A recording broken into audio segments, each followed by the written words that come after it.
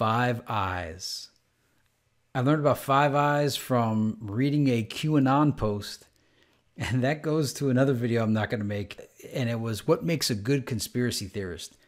A lot of people out there, and this is an important tidbit, so listen up.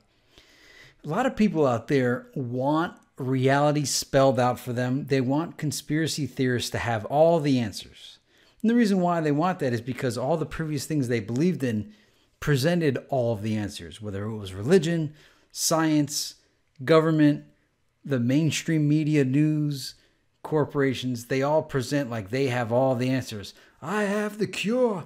I am the savior. I am not the enemy. But give me your money. Give me your money. Anyway, that's sung by B.O.B. They all act like people want all the answers. They don't want to have to hunt for the answers. They don't like the act of the pursuit of truth. They just want it spoon-fed to them.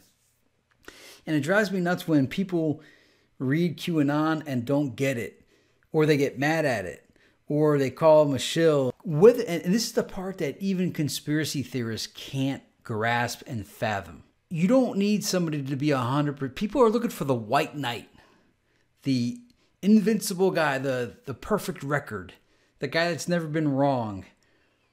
QAnon, whatever he or she or it is irrelevant. Can you learn things from it? So Alex Jones, he's a shill. Everybody talks about Alex Jones because he won't take the Israel bait that they want him to take. So therefore, he's a shill. Flat earthers that can't answer everything, they're shills. The right way to conspiracy theorize is you don't trust anything. You take in these concepts that are offered sometimes by disinformation agents and you put that into your mind. So whatever Phil Schneider was, he told you about deep underground military bases, DUMBs. He talked about aliens and the Dulce Wars and being shot by an alien. Now, a lot of people said Schneider was a shill, but he's the one that let us know about deep underground military bases. Bob Lazar. Is he a fake? Is he lying?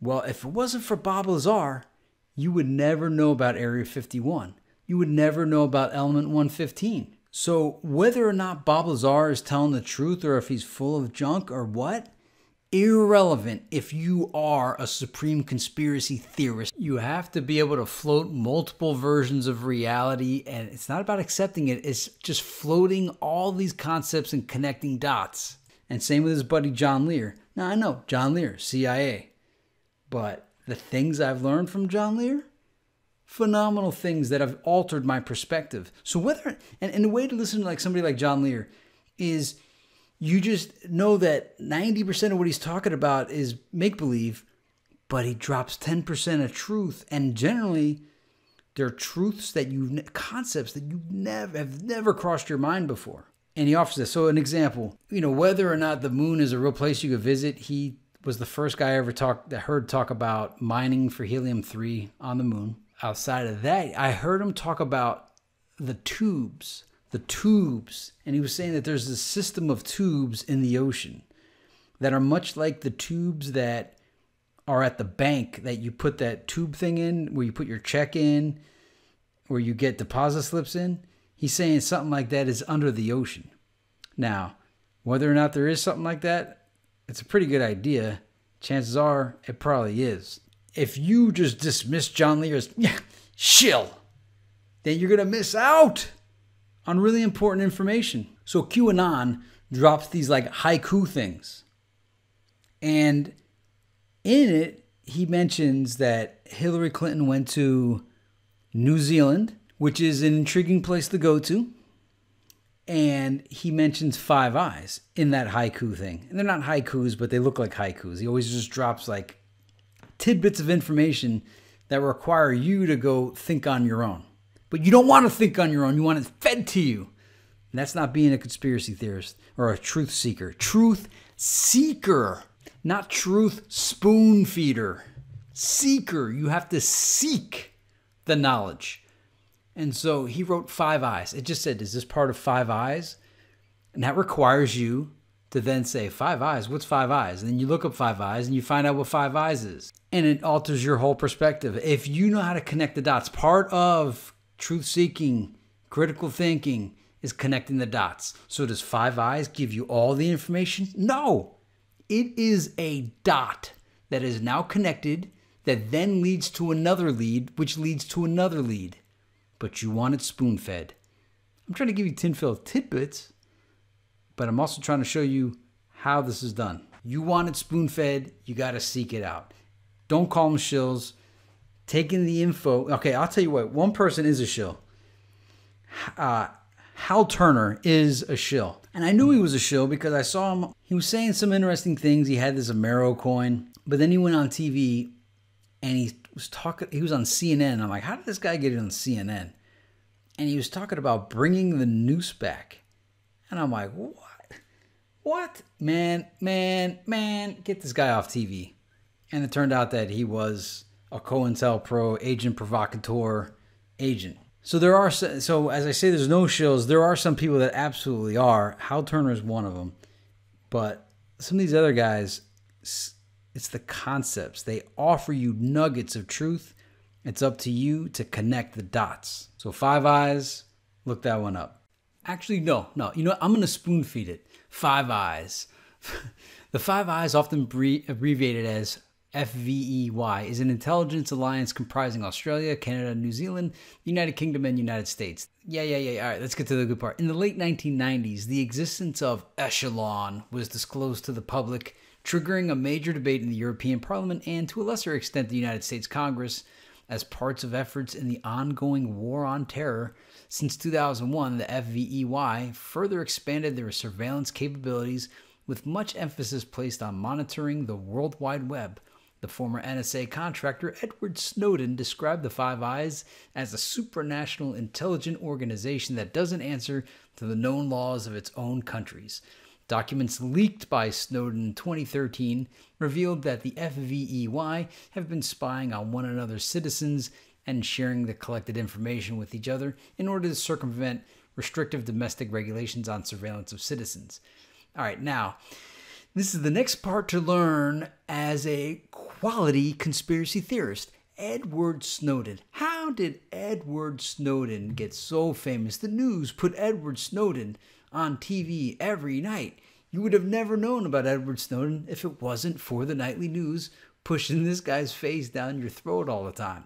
So now, I was like, I think I know it, because everything that I just told you about Five Eyes, it was already known. If you didn't know and you called yourself a conspiracy theorist, you weren't doing it right. And anything Edward Snowden talked about had to have been known about. So I learned the correct term of what this guy is by listening to, I think it was Webster Tarpley, on, guess what, the Alex Jones Show. He used the term limited hangout, and I was like, oh, this is the term to me that describes possibly Snowden. So here's another spoon-fed for you. A limited hangout or partial hangout is, according to former special assistant to the deputy director of the Central Intelligence Agency, Victor Marchetti, spy jargon for a favorite and frequently used gimmick of the clandestine professionals. When their veil of secrecy is shredded and they can no longer rely on a phony cover story to misinform the public, they resort to admitting, sometimes even volunteering, some of the truth while still managing to withhold the key and damaging facts in the case. The public, however, is usually so intrigued by the new information that it never thinks to pursue the matter further. Because you like it spoon-fed. They spoon-fed Snowden to you, and they told you there were WikiLeaks, but they never read you the WikiLeaks because you wanted it spoon-fed, and they never spoon-fed it to you, and they knew you would never go read them on your own. So you can read the rest of this. Now, this document has been modified significantly over the years. Now, I'm not logged in, so I can't really see the edits, but if you know how to read all the edits to this particular article, this thing has been completely changed. This article used to be longer. It even had a section about Snowden on it, and all of that has been removed. See also half-truth, minimization, spin. These are key terms that a conspiracy theorist must understand. Half-truths, minimization, spin. I'm going to give you another word that you need to know. And this is, I think I might make a video on this one too. Apologetics. Look at this. Images. Apologetics. derived from the Greek word apologia, meaning speaking in defense, defending the faith. Now, you may get apologetics exclusively to religion, right? But apologetics applies now to science because Flat Earth has thrown everything into question. And so you go to the science apologetics to give you the, quote, proofs of whatever they're trying to defend. So anyway, that's how you be a quality conspiracy theorist. You can't believe anybody. You got to know all the info. If it's coming through the TV, it ain't your friend. It's probably, most likely, what do we call it? A limited hangout. So do you think you're a better conspiracy theorist? Let me know how great of a conspiracy theorist you are and how wrong I am. But the key points I want to drive home. It's not all going to be spoon-fed. People are going to get things wrong along the way. You have to read between the lines. If it doesn't make sense, you might need to do some background homework to help things make sense. Me talking about Five Eyes here is really irrelevant. It's when QAnon mentioned Five Eyes, and I didn't know what I do know what Five Eyes is. I just didn't know the name of it. I knew it as Echelon. And once I looked everything up, it dawned on me. I was like, and I saw the same day, I saw these people complaining about QAnon posts that they don't understand it. And it's like, first off, QAnon's not for the general public. Or if you just joined this since the Drudge Report started linking you to InfoWars, it's probably not going to make sense. This has to be your way of life. QAnon is whatever. You may not like QAnon, and you're going to not like me because I'm propping up QAnon. Dude, I'm not propping up QAnon. I'm just utilizing this as an example to explain the appropriate way to conspiracy theorize. You have to have multiple versions of reality, and it's hard for people. People only can handle one version of reality. They can't balance two things simultaneously. I can simultaneously believe in flat earth, simulation theory, the Big Bang, that there might be extraterrestrial aliens out there, or there might be a friggin' dome that prevents anybody from getting in. I can simultaneously believe in both of those things at the same time. And I'm not believing in either. I consider them because I haven't been to space. So I'm not going to just blindly have faith in NASA, but at the same time, I'm not going to blindly have faith in Eric Dubé and NASA and Mark Sargent and ODD. I'm just considering all the information out there. Are the Republicans right? Are the Democrats right? I don't know. They're both the false choice. Coke, Pepsi. You have to expand. You know, I learned it. A buddy of mine in college, I never read the book, but he showed me the book. It's called The Road Less Traveled. And he said, Johnny, you need to be able to have multiple reality roadmaps. Because at age 19, which I was at the time, if you think you got it all figured out at 19, bro, you're not doing it right. In fact, the most famous word of the philosophers is that the man that knows everything knows he knows nothing. So don't assume anything. Just have a good idea, like Kevin Smith said in Dogma. You got to let all these different concepts float, and you don't have to adopt anything like a belief system. But you want to because you want all the answers. You want life to make sense. And that's the blue pill.